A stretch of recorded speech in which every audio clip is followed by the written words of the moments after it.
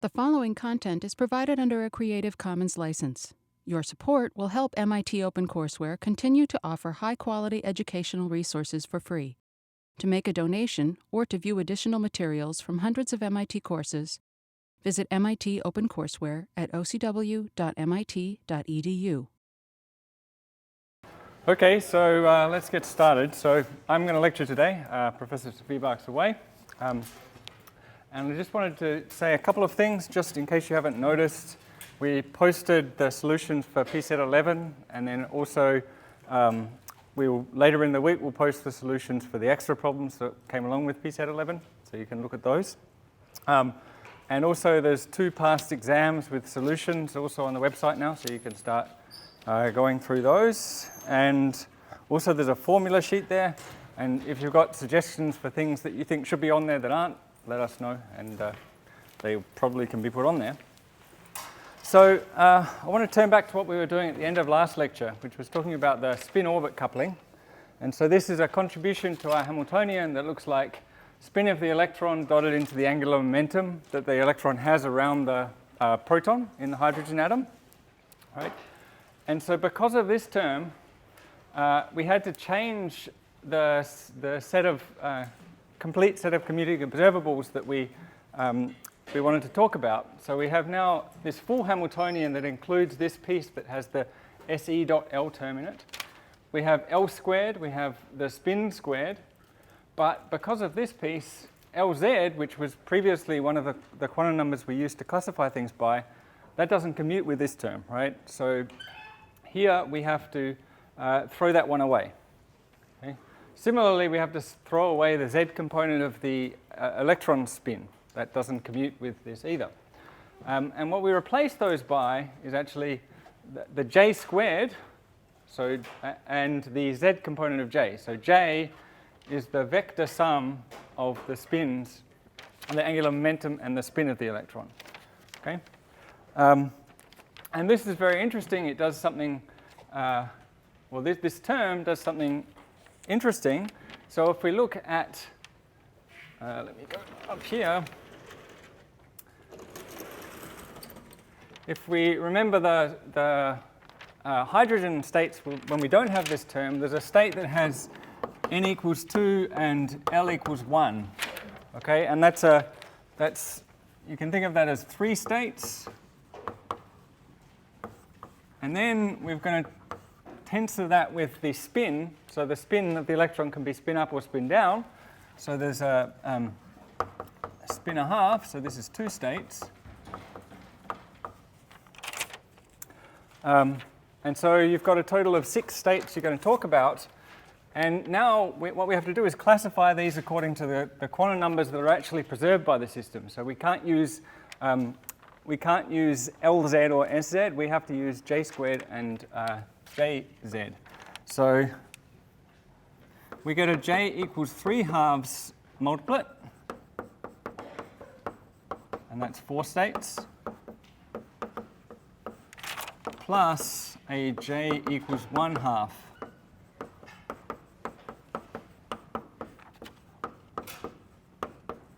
And you can see the number of states works out. We've got 3 times 2 is equal to 4 plus 2, right? And so this L dot S term takes these original 6 states, which without this interaction are degenerate, and it splits them into the 4 states up here, and then 2 states down here. The J equals 1 half, J equals 3 halves. And we also worked out the splittings. If I do this, this is plus h bar squared over 2, and this is minus h bar squared. Okay, so this gives you a splitting. Now, this is not the only thing that happens in hydrogen, because you probably all know that the proton itself has spin, right? The proton is a spin-a-half particle, just like the electron. It's even more complicated because it's a composite object. But that leads to additional splittings in hydrogen. And so these ones, this one here is called the fine structure, but we can also talk about the hyperfine structure.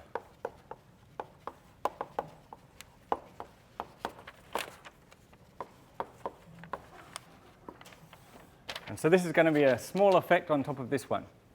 Okay, and this is really because the proton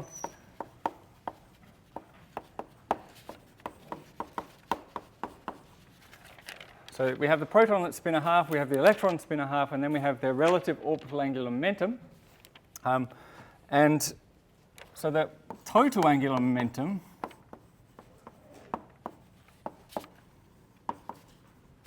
which is J, which is going to be the sum of L plus the spin of the electron plus the spin of the proton.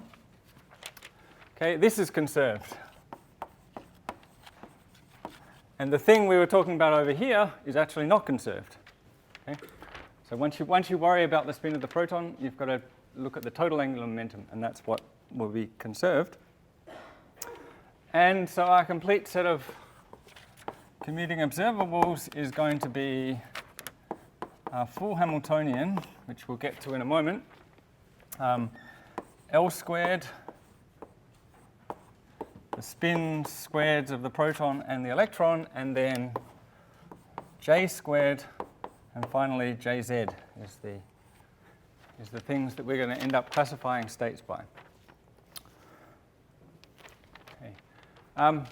So we originally thought about these two here, right, and did a coupling between those. It's pretty natural to assume that there may be couplings between the angular momentum and the spin of the proton, which there are.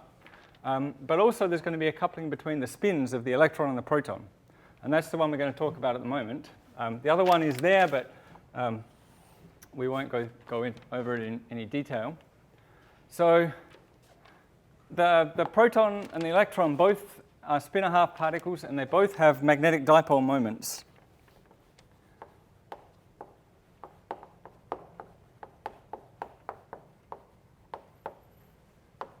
Which are proportional to their spin. And so it's really a coupling between these moments that tells us what the effect of this interaction is going to be. So we have the mu of the electron is equal to E over me minus E over me times the spin of the electron. And mu of the proton is, I'll just write it as Gp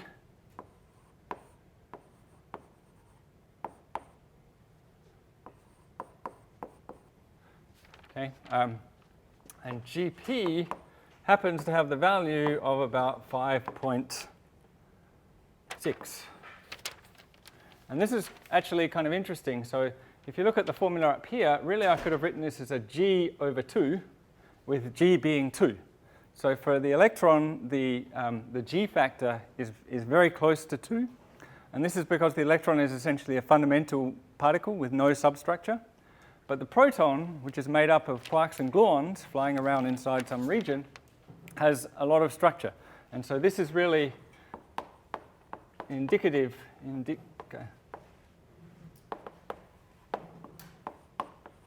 of it being a composite particle, composite.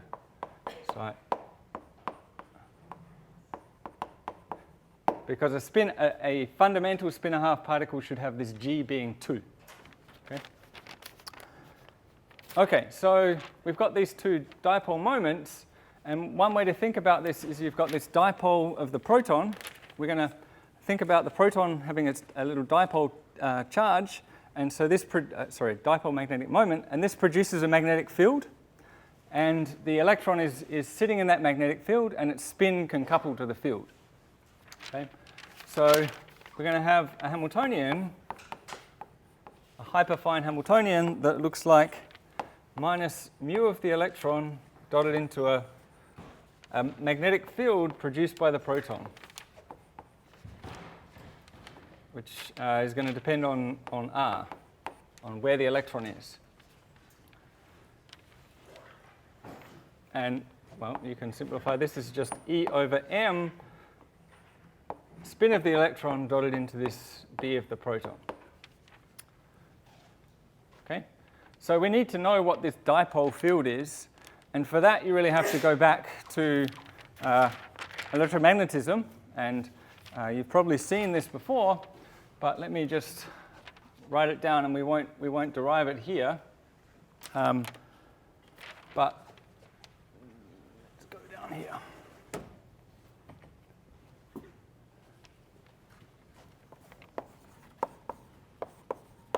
This has a kind of complicated form. So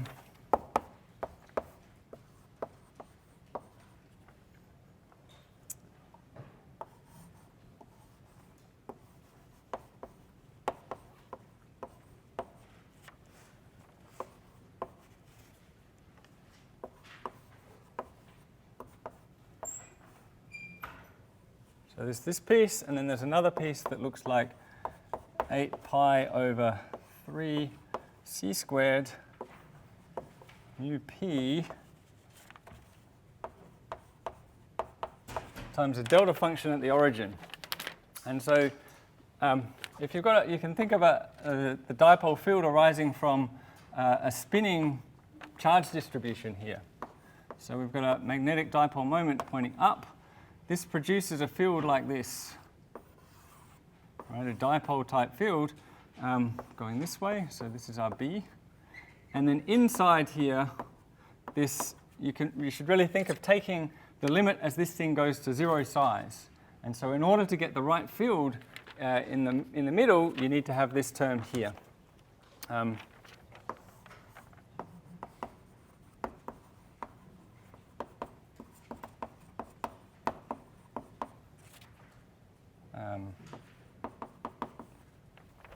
Okay. And so if you want to see this being derived, you can look in Griffiths, and that does the derivation of this, but we will skip that. So now we need to, so we've got the field, now we can put it into our Hamiltonian. So it's mu E. So this then becomes, so I can replace my mu's with the spins. So I get some factor out the front that looks like g e squared over 2 me mp c squared. And then I get 1 over r cubed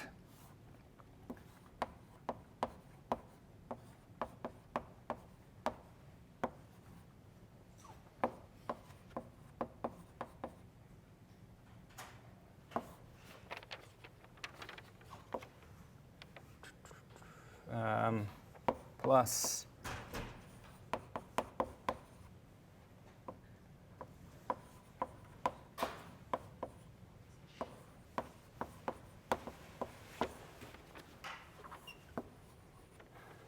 okay, so just plugging those in, we get this Hamiltonian here. And let me just simplify it a little bit. Let's just call this thing Q. And so this Hamiltonian is going to be given by Q, and I can write it as the ith component of the electron spin, the jth component of the proton spin, dotted into r hat I, r hat j minus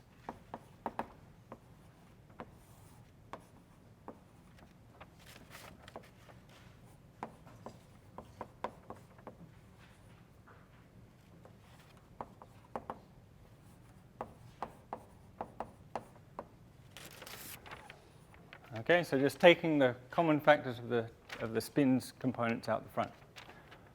Okay. So if we've got this, we want to ask what it's going to do to the energy of the ground state of hydrogen. So we're going to take matrix elements of this, okay, between the hydrogen wave functions. Okay. So does anyone have questions so far? Yep. R hats are directional R hats, right? Right. So these are unit vectors in the r direction. And this r is the length of the vector, r vector, right? The usual thing. Okay, so what we're going to try and evaluate is the expectation value,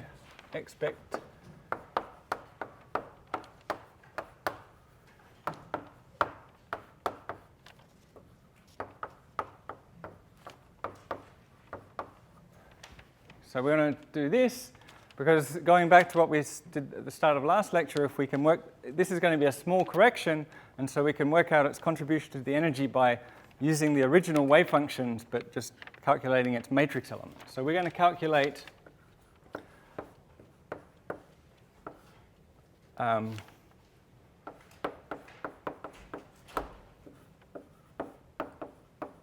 let me just give this a name. This can be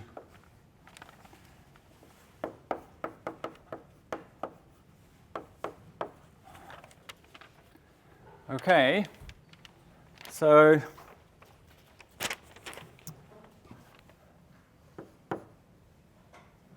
this is Q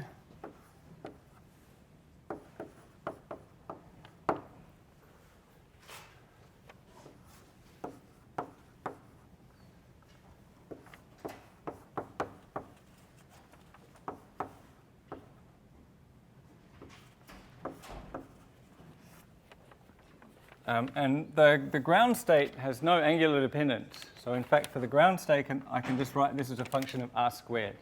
Right? For orbitally excited states, I can't do that, but for the ground state, that works. And then we have, so we've got the wave function, and then in between them, we have to have put this stuff over here. So let's put that there.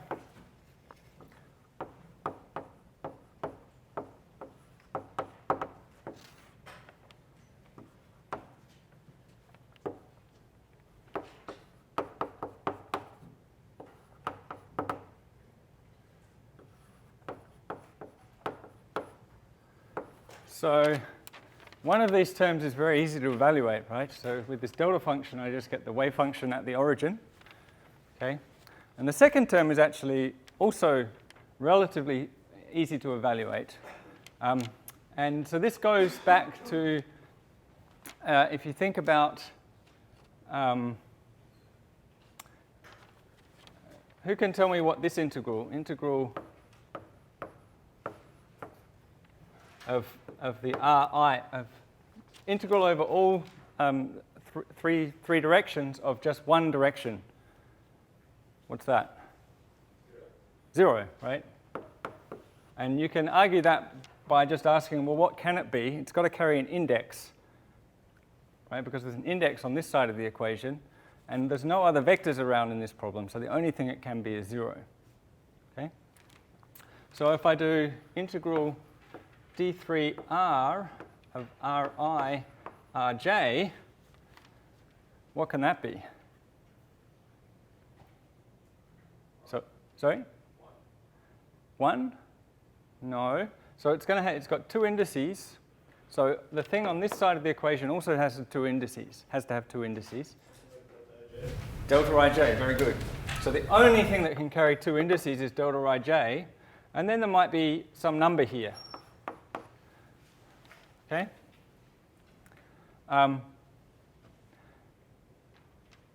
And it actually turns out that you can do an even more complicated integral. We can look at integral d3r of Ri Rj sum f of r squared, and that is also just some number which depends on what f is, times delta Ij. And if you go along these lines and actually look at this, the number ends up being the difference between the integral of this piece and the integral of this piece is actually a factor of 1/3. And so this actually integrates to 0. Right? So when I integrate over this one, I get something times delta Ij, and that something is actually 1/3. Okay? And so this term and this term cancel in the integral, and so you just get the delta function contribution. So you get some number times SEI S delta Ij, so it becomes SE dotted into SP, Well,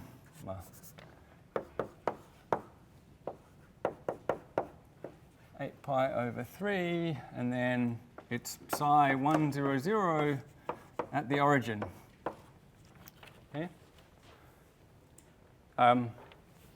So this, we know, we've already computed these radial wave functions, and psi at the origin, this one is actually 1 over pi times the Bohr constant. Okay? And if you plug in what Q is and what the Bohr constant is, you can just find out that this whole thing ends up looking like 4 over 3, this GP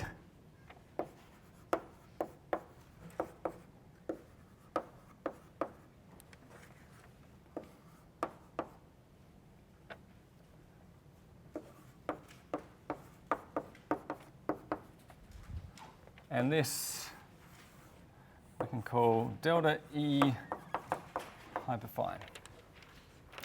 Okay, so you end up with a very simple thing, and it's just proportional to the dot product of the two spins. Okay, so let me. So you've seen, essentially, you saw this term in your homework, right? So we just assumed that this thing here came out of nowhere and was just some number times SE.SP, and this was a contribution to your Hamiltonian. Okay, but now we actually know where that comes from. And interestingly, this thing here, this whole thing, it's still an operator, right? Because it's got these spins in it. And that's, I'll put a star next to that because it's important. So now we need to ask, well, what are the real states of hydrogen? So they're where we've got the two spins, the spin of the proton, they can be aligned or they can be anti-aligned. Oh, sorry, the question up there. Sorry. Is that ME over MT or mu E over mu? No, ME, mass. Mass of the electron over mass of the proton. Thanks. So you have to remember that the spins of the proton and the electron can be parallel, or they can be anti-parallel, or they can be both down, right? And so we have to go back and work out. We have to realize that because of these terms, the z components of those spins are not good quantum numbers, right? The only z component that appears in our list is jz, so the total z component of angular momentum. So we need to go back and do what you probably have done this to do the p set, but let's just do it very quickly. We'll take those two spin a half things and so let's make this J1 and this is J2, and we're going to have J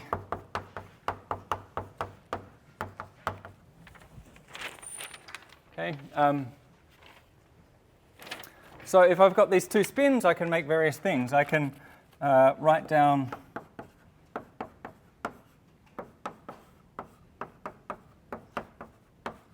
and if I've done this, then I should also write that the m quantum number that goes with the j quantum number is going to be equal to m1 plus m2. So this state here, because both of the spins are pointing up, this is an m equals 1 state. And then we can also have something like a half.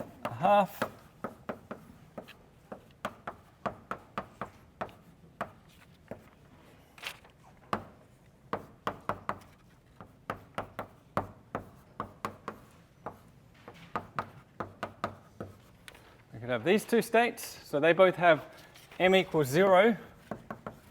And then there's an m equals minus 1, which is a half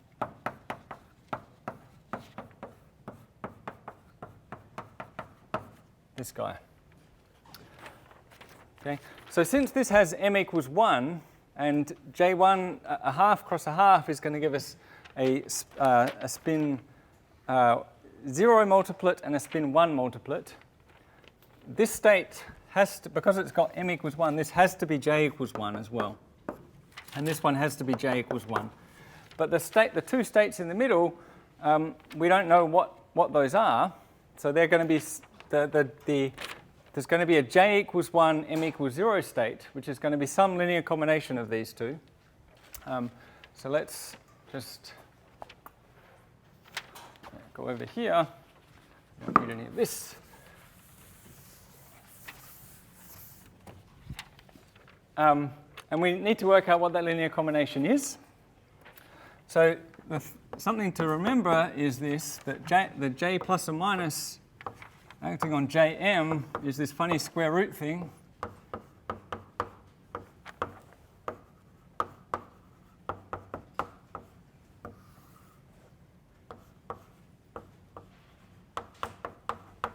So these are the raising and lowering operators. They take us from one state to the one with a different m value.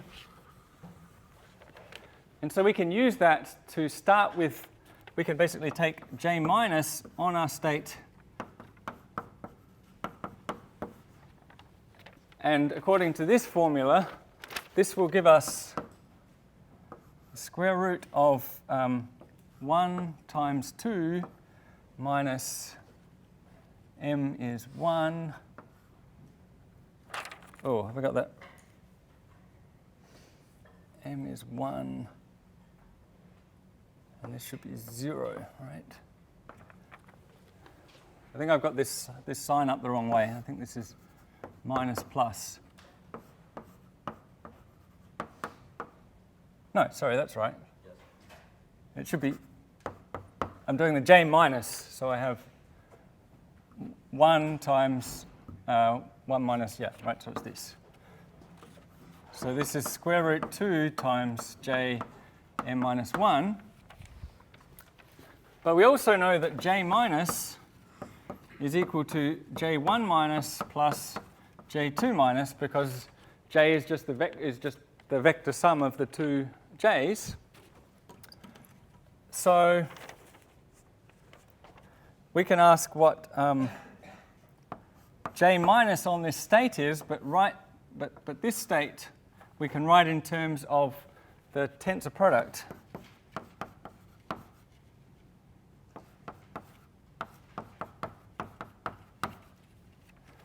So this is equal to j1 minus on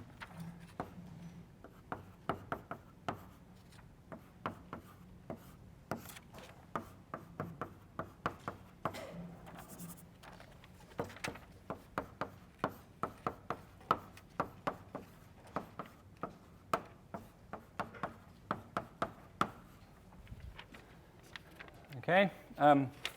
If we use this formula for lowering something with spin a half, we get a half times 3 halves minus a half times minus a half, which is actually 1 under that square root.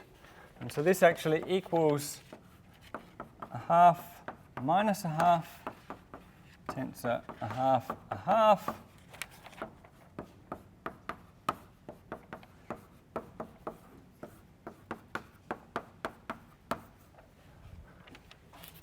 And so that tells us, so these two things are equal. And so that tells us, in fact, that the 1, 0 state, which is what's over here, sorry. Oh, why did I do that? This should be j equals 1 and m equals what it was minus 1, this. Right? So the 1, 0 state, if we bring that 1 over root 2 on the other side,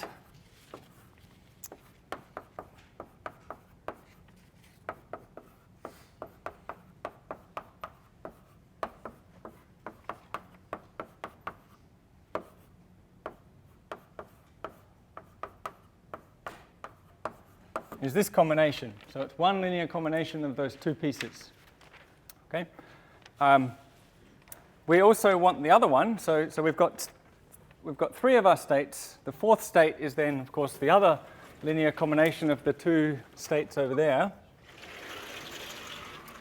And so that's going to be our j equals 0, m equals 0 state.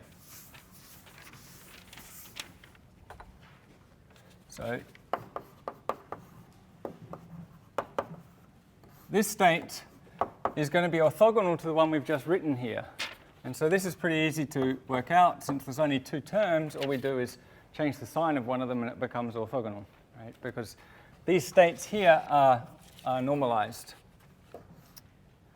So this becomes a half tensor. Let me just write it in the same way that, yep, a half minus a half minus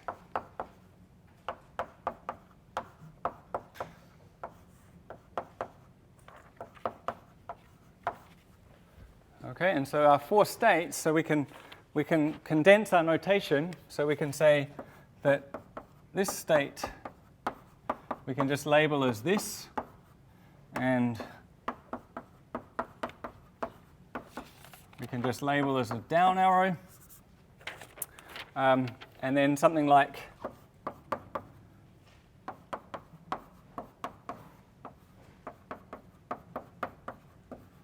we can label as just up, down. Okay, just to make everything compact, you just have to remember that this is referring to the first spin, this is always referring to the second spin. And so then we can write our multiplets. J equals 0, J equals 1 has three states. It has up, up, it has up, down, plus down, up, and it has down, down. So those are our three states that have j equals 1, and then we have j equals 0, which just has 1 over square root 2 up, down, minus down, up. Okay? And so the two spins in our hydrogen atom, the spin of the proton and the electron, can combine to be either a j equals 1 or a j equals 0 system. And since we're talking about the ground state of hydrogen, it has zero angular momentum. Okay? And so I'm really just talking about J total here. So now, okay, so if we now have this Hamiltonian, which is still an operator in spin, we've dealt with the spatial dependence of the wave functions, but it's still an operator in spin. We can now evaluate this. So we can take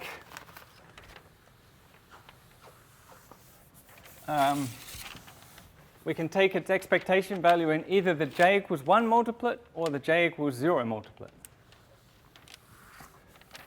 So let's just write it out again. So we have h hyperfine 1, 0, 0. This is equal to some delta E HF, spin of the electron dotted into the spin of the proton. We can rewrite this using something we did last time. We can write this as j squared minus SE squared minus SP squared with a half out the front, right? Because so here, because L equals 0, because we're in the ground state, then J equals SE plus SP. And so J squared is going to give us SE squared, SP squared, and then the dot product, right? So, great. So what is this? The spin squared of the electron. What is the J squared? What's the eigenvalue of J squared, always? J plus 1 times h bar squared, right? And what is J for the electron? A half. And what about the proton? Half. So we've got a half times a half plus 1, so 3 halves. So this gives us minus 3/4. This gives us minus 3/4. So this just looks like delta E HF over 2 J squared minus 3 halves h bar squared. Okay? Anyone lost doing that, or is that okay? Yep.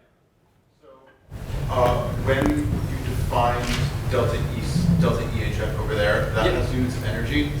Oh, you're right. You're very right. I've messed up. I've got. So that is going to have units of energy.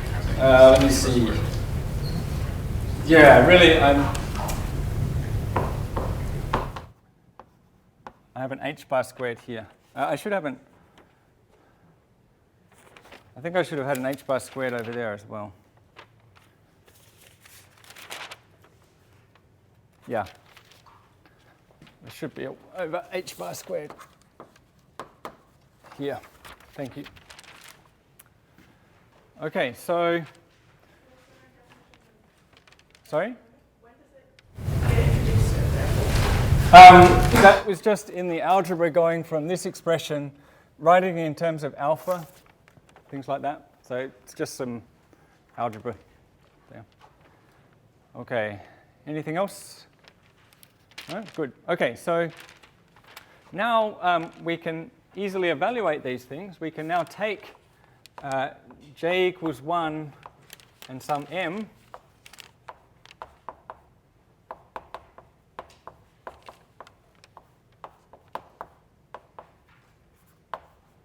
and this is for m equals all three states here, and just evaluate this.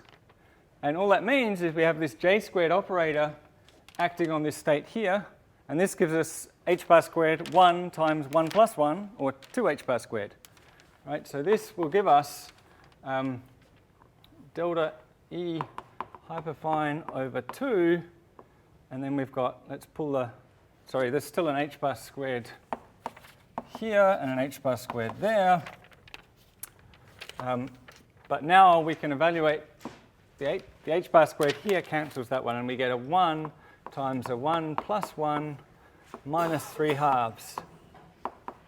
And that's just 1/4, which is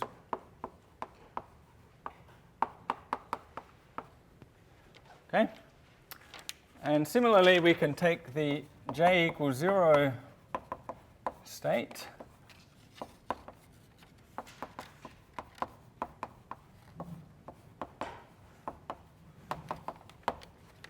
and this one gives us delta E hyperfine over 2, and then it's 0 times 1 minus 3 halves.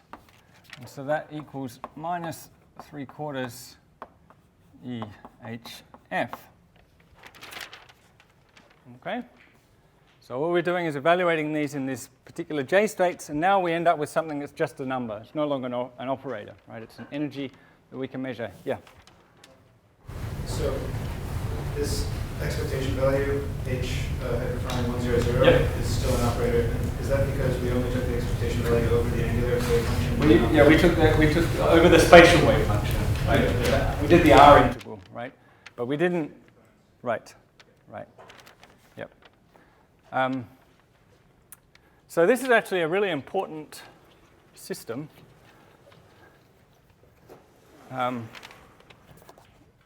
So let's just draw the energy level diagram here. Okay, and here we have four states. We have the spin a half times spin a half, so 2 times 2 states, so we get a triplet and a singlet. And what this hyperfine splitting does is take those 4 states and split the triplet up here and split the singlet down here. And this gap, you can see, is, whoops, so this should be a delta HF. So this gap is delta E HF, right? So it's 1/4 and minus 3/4.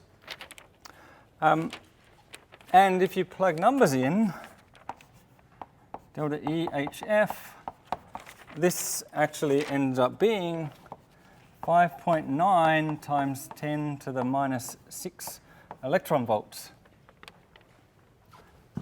which is a pretty small scale. So you should be comparing that to the binding energy of the ground state of hydrogen of 13.6 electron volts, right? So this is a very small effect.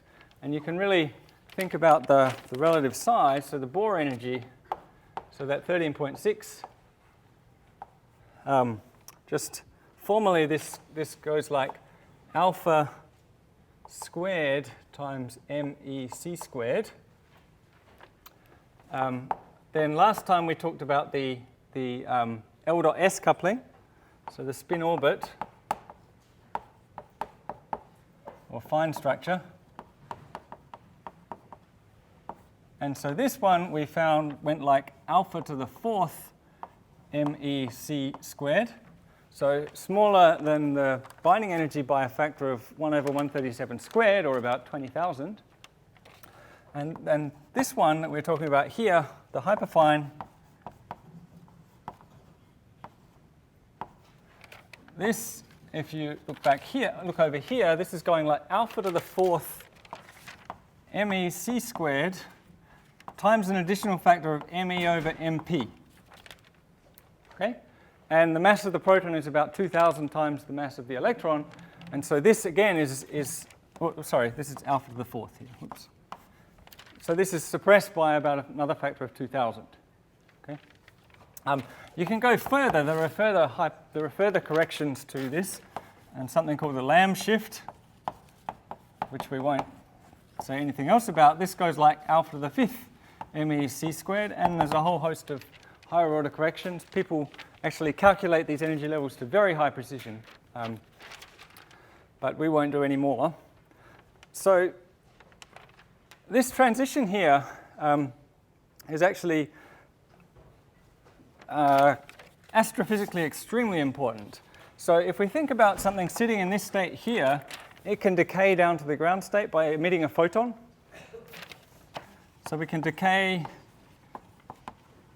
from j equals 1 to j equals 0 by a photon. And that photon will have a wavelength that corresponds exactly to this energy difference, right? And so that wavelength is going to be, we can write it as c over the frequency, or hc, not h bar c, hc over this delta E hyperfine. If you plug numbers into this, you find out that this is approximately 21.1 centimeters. Okay? And the frequency is 1420 megahertz. And so right in the middle of, well, at the end of the FM band in radio, right? So these are radio waves. So the size of this this wavelength is firstly important because it's large compared to the size of dust in the universe. So dust is little stuff. So this is essentially goes straight through dust. So these photons will go straight through dust. The other important thing is that you probably know that there's a cosmic microwave background radiation in the universe that's essentially very close to constant everywhere. So we have the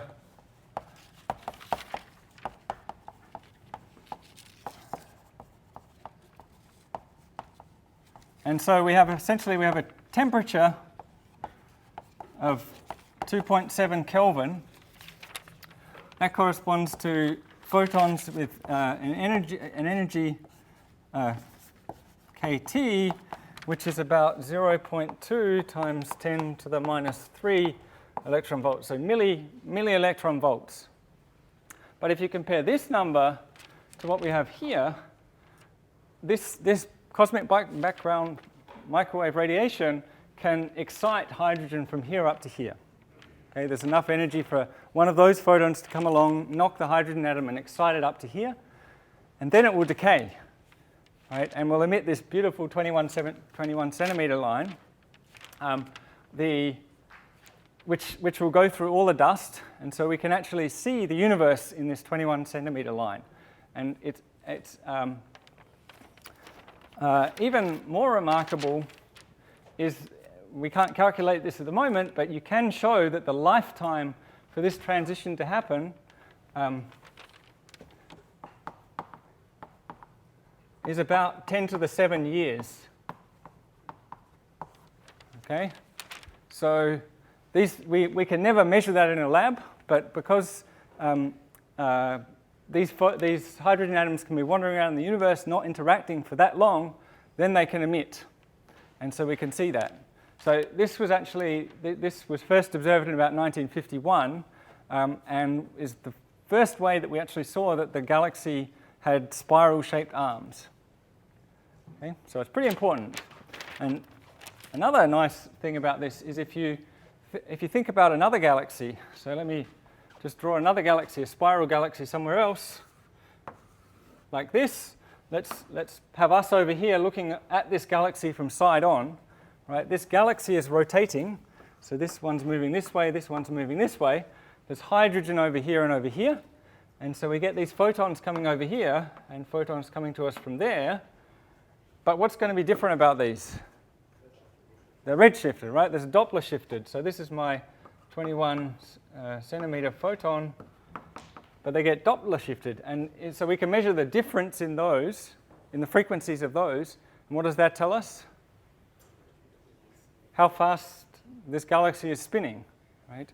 And so one very interesting thing you find from that is if you look at the galaxy and count how many stars are in it and essentially work out how massive that galaxy is, the speed of rotation here is actually, that you measure from these hydrogen lines, is that it's actually faster than the escape velocity of the matter.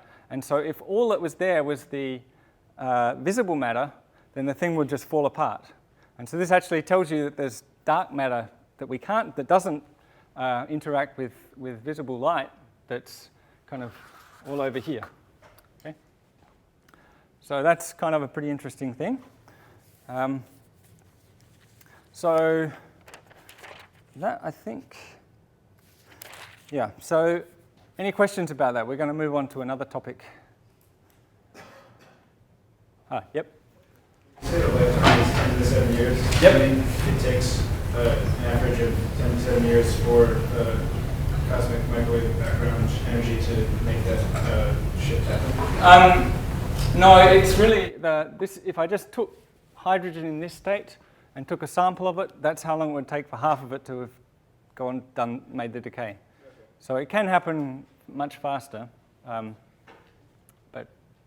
And there's a lot of it in the universe, right? So there's many more than 10 to the 7 atoms of hydrogen in the universe, so we see more than one of these things every year, okay? Right, so if you were just looking at one of them, you would have to wait a long time, right? But the thing about the cosmic microwave background is to go in the transition from J0 up to J1. Right, so I mean the energy is large compared to that, so it will typically knock you up into an even higher state, and then you kind of decay down, but then this last decay is, because this lifetime is very long, the width of this line is also very, very narrow. Okay, so now let's talk more about adding angular momenta. Maybe I should have left that. Oh, too late.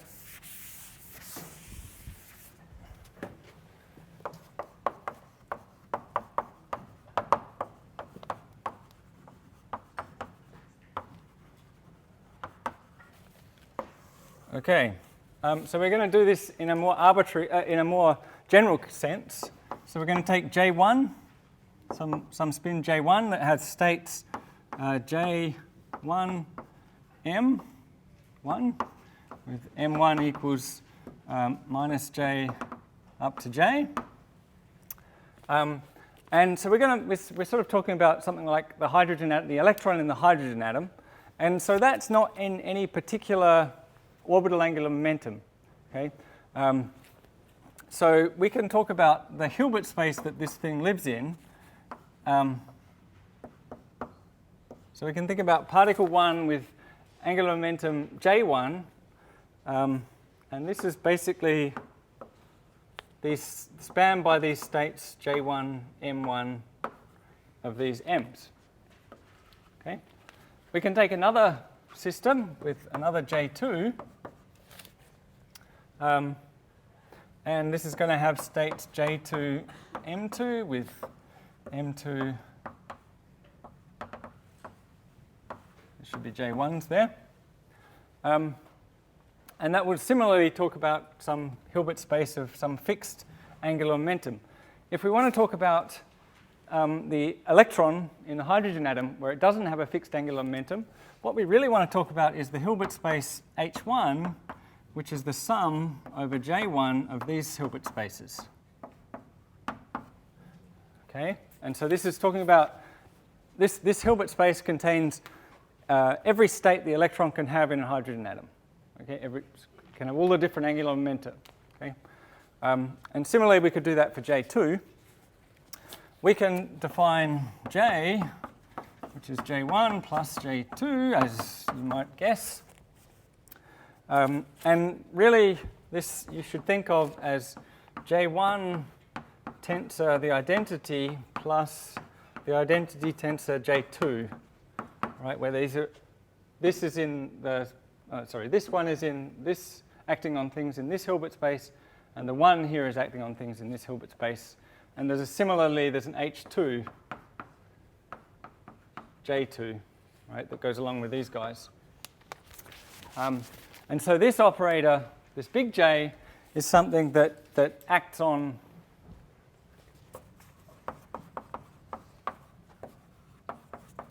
vectors in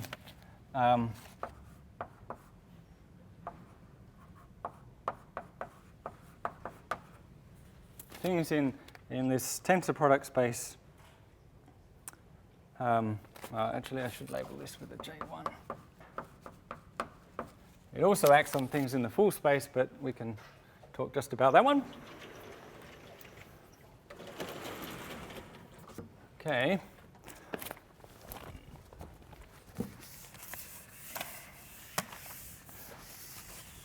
So now we might want to construct a basis for this space.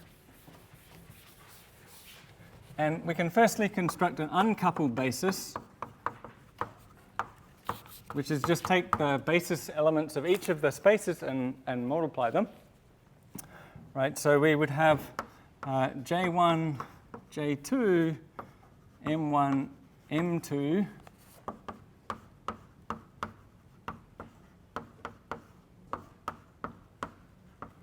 we'd have these states here, and if we just ask what our various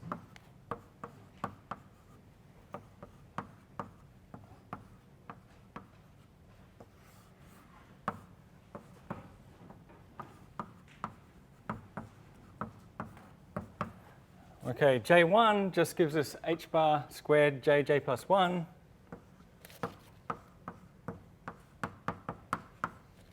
And this one gives us h bar M1, h bar squared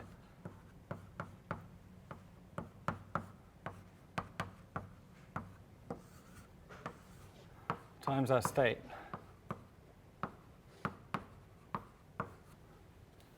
Okay. And so we can think about all of these, and this is what we label our state with, and that's because these form a complete set of commuting observables. And we'll just call this the A set. Right. You can also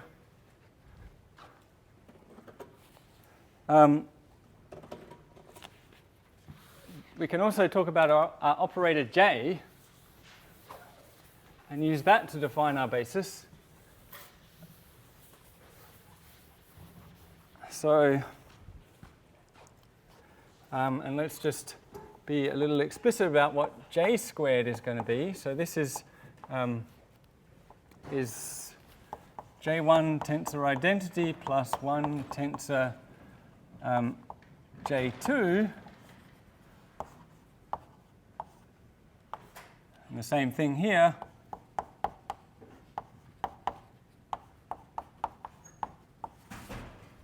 Okay, if you expand this out, you get J1 squared tensor identity plus 1 tensor J2 squared plus the dot product, which we can write as the sum over K of J1K tensor J2K. Okay. And because of this piece here, this one, J squared, doesn't commute with J1Z, for example.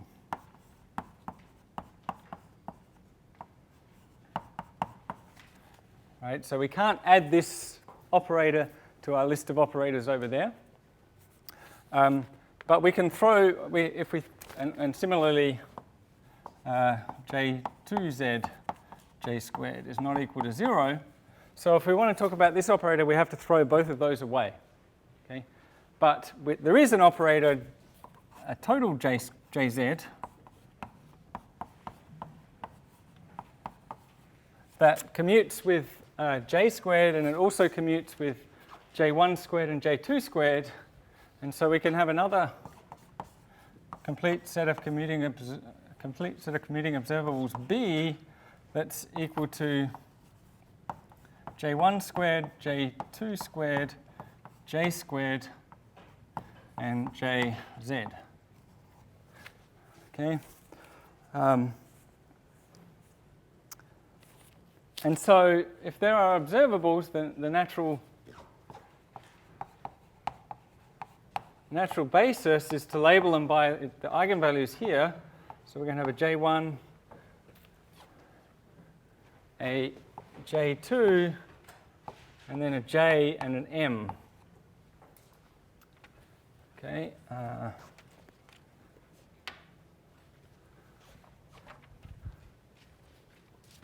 And so this is the coupled basis. Now both of these bases are equally good.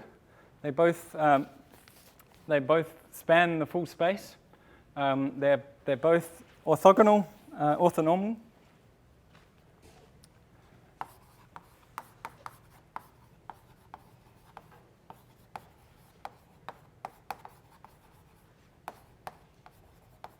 And so we can actually write one basis in terms of the other one. And that's the generic problem that we are trying to do when we're trying to write what we did over here before when we did spin a half cross spin a half, right? We're trying to write those product states in terms of the coupled basis.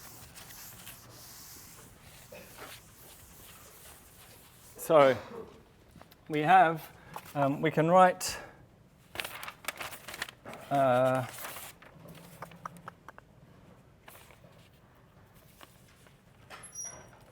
well, they're both orthonormal bases, so there are so I can expand J1, J2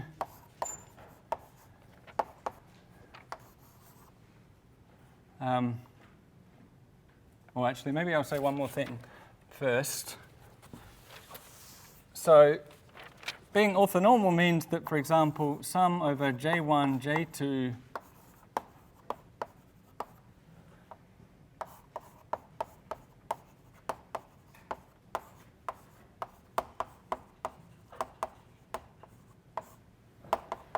this is 1, right? You can resolve the identity in terms of these states.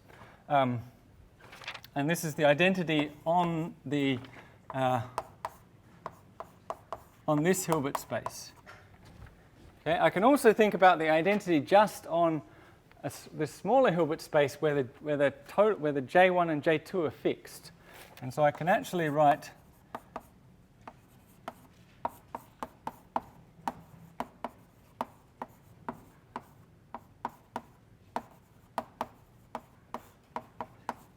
it's the identity operator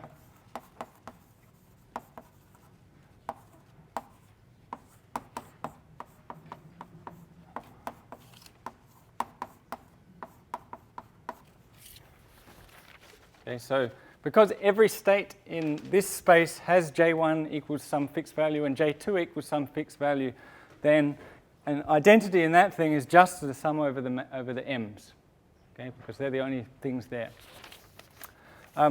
So using this, because I know that the state J1, J2, Jm has some fixed value of J1 and J2, I can write this as a sum.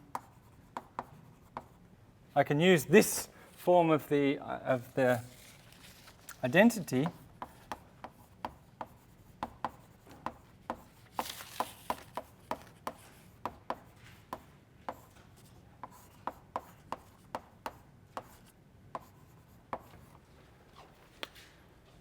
so I can write, I've written my coupled basis in terms of the uncoupled basis here, right? And these are just coefficients. These are called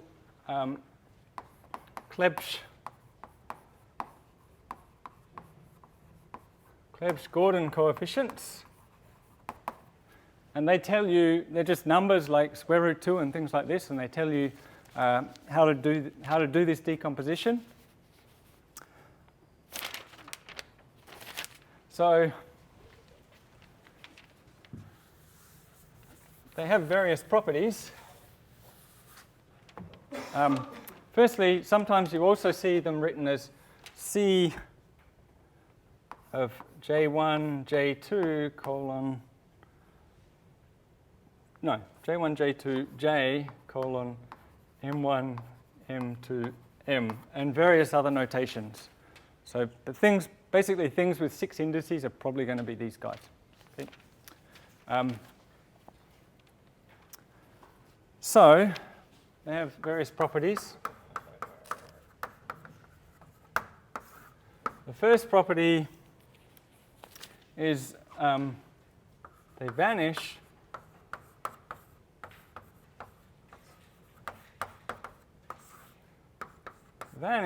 if m is not equal to m1 plus m2.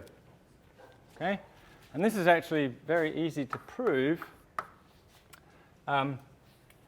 So remember that Jz is just going to be J1z plus J2z.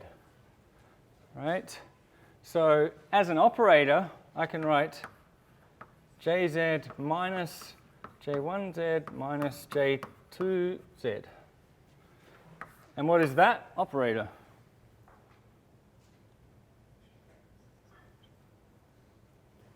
It's just 0, right? These things are, this is equal to that, so this is 0.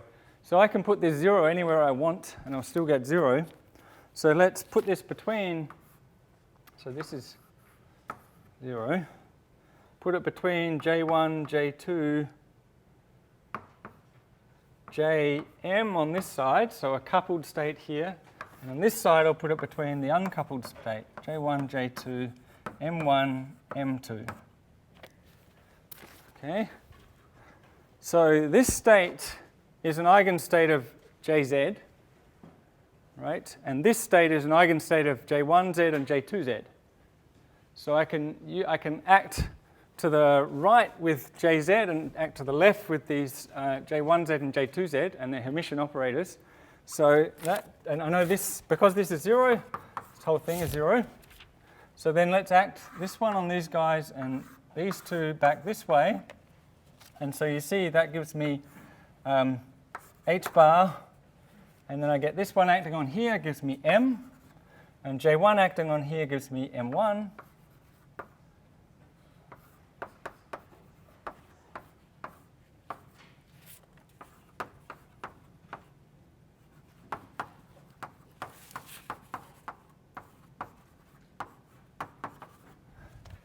Okay, and if M is not equal to M1 plus M2, then this term isn't 0, but the whole thing is, so that has to be 0. Right?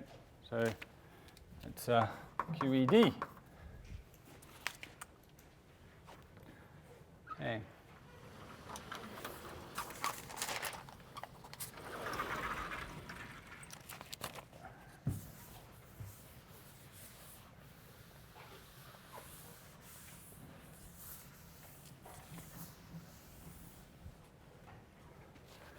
Okay, the second property is the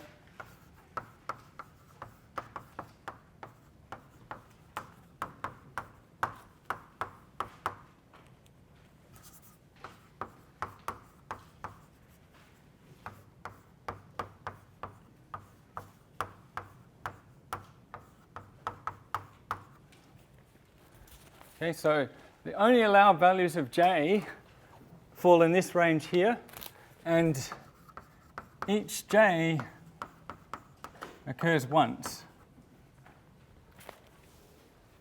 Okay. Now, one way to think about this is to think of these things as vectors. So you have vector J1 And then from the point of this, you can have vector j2, but it can go in some arbitrary direction. So it can go up here, or it can go like this. These are meant to be the same length, and it can come all the way down here. But it can only sit on integer points. And so this is kind of j2. And so the length of this thing here would be the length of j1 plus the length of j2. So it would be this. And then the length of up to here would be this one. And then all of the other ones are in between. But you can also just look at the multiplicities of the different states. So if we look at the uncoupled basis, so the first state, which was j equals j1, there are two j1 plus 1 states, right? Because it can have all of the m values from j1 down to minus j1. And the other one can have two j2 plus 1 states. Okay, so that's the total number of states that I expect to have.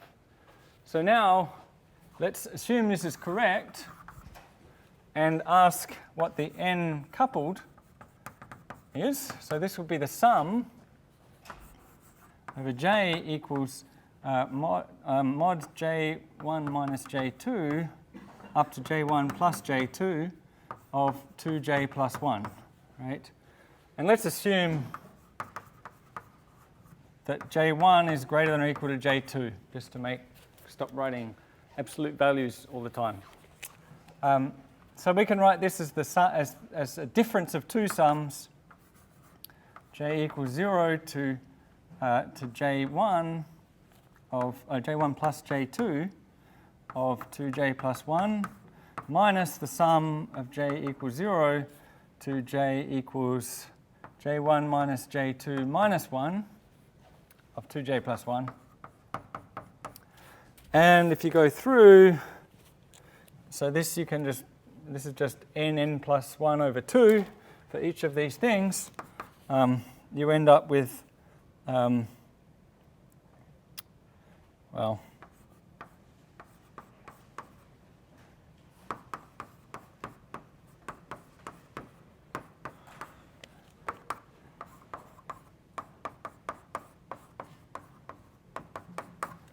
you end up with this, you end up with the same thing. And so this is at least consistent that the number of states that we have is consistent with choosing this. Okay. One other thing we can do is look at the top state and just see if that works. See if that has the right properties. So because we know that the j1, j2, j equals j1 plus j2, m equals j1 plus j2, so the maximal state, the only way we can make this is to take j1, j2, m1 equals j1, m2 equals j2. Right? Our spins are completely aligned in the full total up direction. Yep. Yes, sorry. Okay. Yeah, that's why I like the big chalk, but we've run out of big chalk. So I'll try. Okay, so we know also that j squared is equal to j1 squared plus j2 squared plus the dot product. Right? We can write that out as j1 squared plus j2 squared plus 2 j1z, j2z plus j1 plus j2 minus plus j1 minus j2 plus. Right? And then we can ask, what does j squared on this state give? And this is j1, j2, j1 plus j2, j1 plus j2. So j squared, so we know what that should be. That should return j1 plus j2 times j1 plus j2 plus 1 times h bar squared, right? Because j is the good quantum number. But let's let it act on this piece. So this equals j squared, j1 equals j1 squared plus j2 squared plus 2j1z j2z plus j1 plus j2 minus plus j1 minus j2 plus acting on j1, j2, j1, j2. So this state here. So we know how that acts. So this one gives us, everything gives us an h bar squared. This gives us j1 plus 1 for this term, plus j2 plus 1 for the second term. Each of these gives us the m quantum numbers, but that's j1, j2. So this is plus 2 j1, j2. And now, what does this one do? j1 plus on this state. Kills it, right? Because it's trying to raise the j1, the m component of 1, and it's already maximal. And this one, j2 plus, also kills it. So you get plus 0 times the state. Okay, so if you rearrange all of this, you actually find you can write this as j1 plus j2, j1 plus j2 plus 1 times the state, which is what you want, right? And so that so the j squared operator acting in the coupled basis gives, well, acting in the uncoupled basis gives you what you expect in the coupled basis. Okay? So now I need a big blackboard.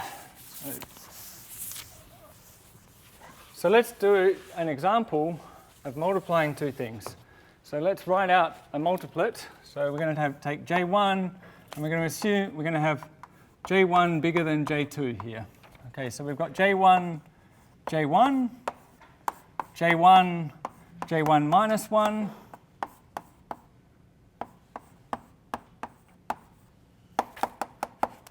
and then somewhere down here I've got j1 and 2j2 minus j1.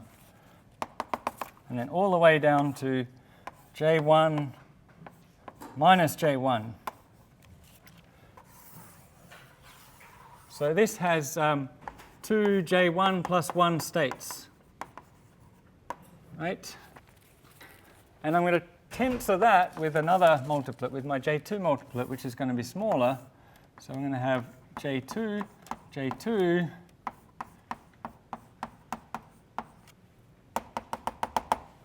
maybe I'll put one more in.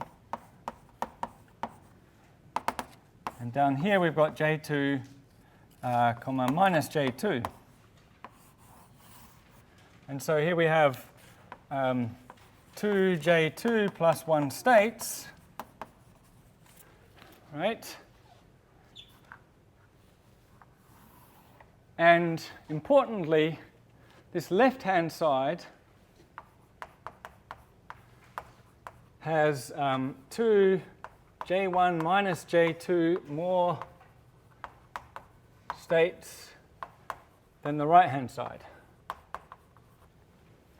Okay, just counting those states, that's pretty obvious.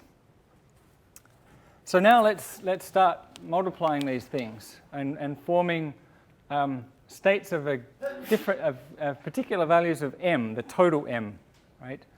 So if we say we want m equals j1 plus j2, what can we do? How can we make that?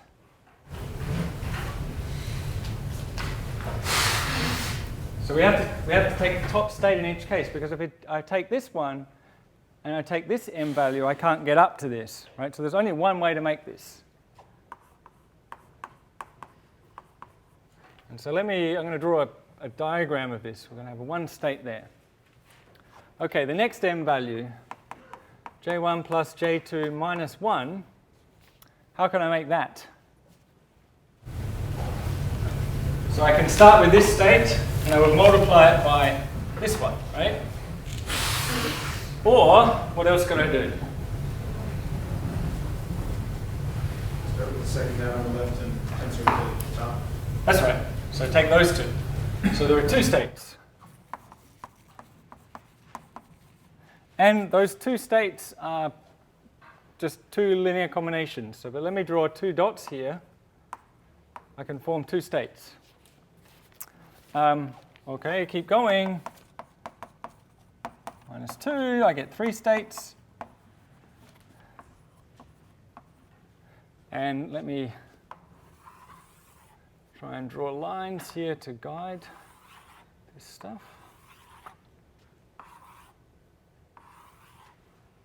Okay, I'm not going to keep going, but at some point we get, what's the largest number of states of a given m I can make going to be?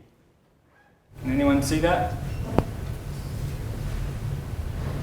J2 plus 1? 2j2 plus 1, right? Because I've got 2j2 plus 1 states here, and I'm taking one of these plus one of these will give me, so down here I'll have an m equals, what is it?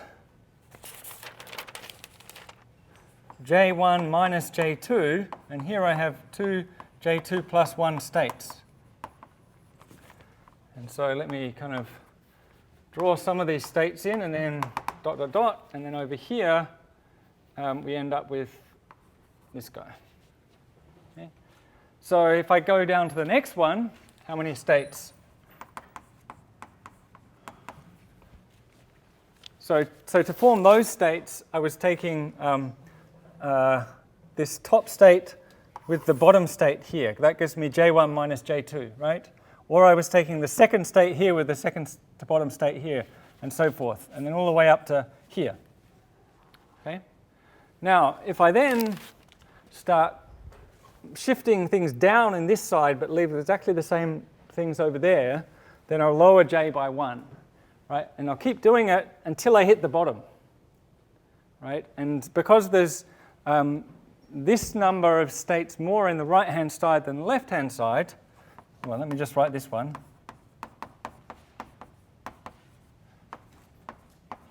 Okay, we might need to go on to the next board. So this keeps on going until I get to m equals, don't remember the number, m equals j2 minus 1, j2 minus j1. And there are 2j plus 2 plus 1 states of this. Okay, so, and then once I do that, then I start having fewer and fewer states because I'm basically moving out the bottom of this multiplet, right? So if I want, and so here we have, this is 2j1 minus j2 plus 1 state, rows. Okay, and then I start contracting. So the next one, m equals 2j2 minus j1 minus 1 has 2j2 states. Okay, and then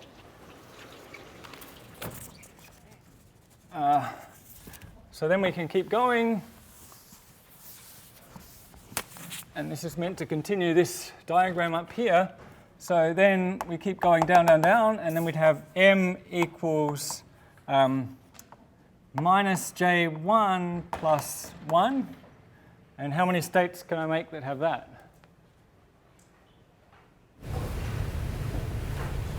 So I need to take this one, and I could take where is it? Sorry, not this. This is not what I mean. Minus j1 minus j2 plus 1. That's more obvious, right? So there's 2 states. And so this picture has kind of, this line starts coming in, and now I've got my 2 states here. The next one I've got 3 states.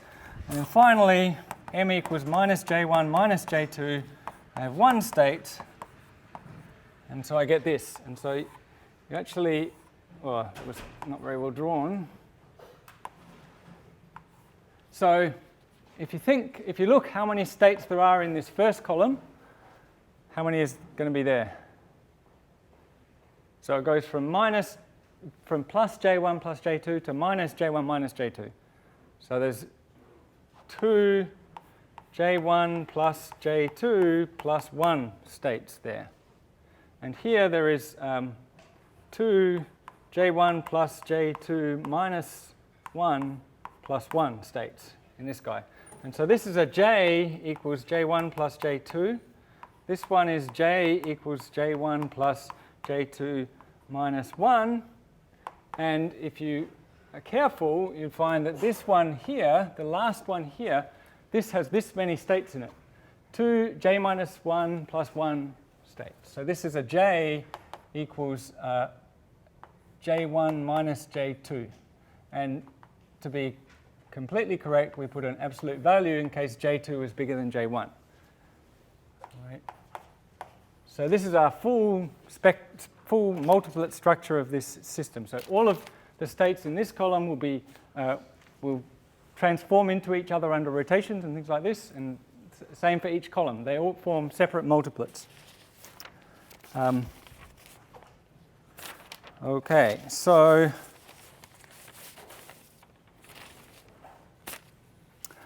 just some last things before we finish.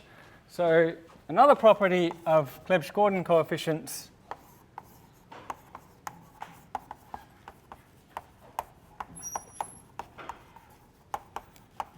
we can choose them to be real.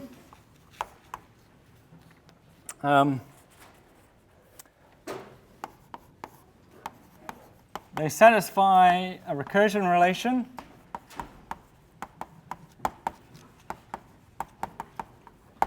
But don't have a nice closed form.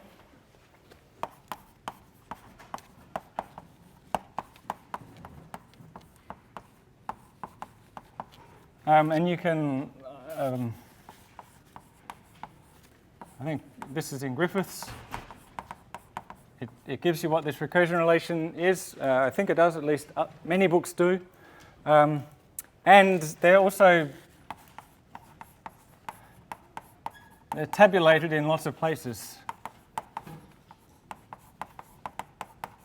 So if you need to know the values, you can just go and look them up rather than trying to calculate them all necessarily. And I think that's all we've got time for.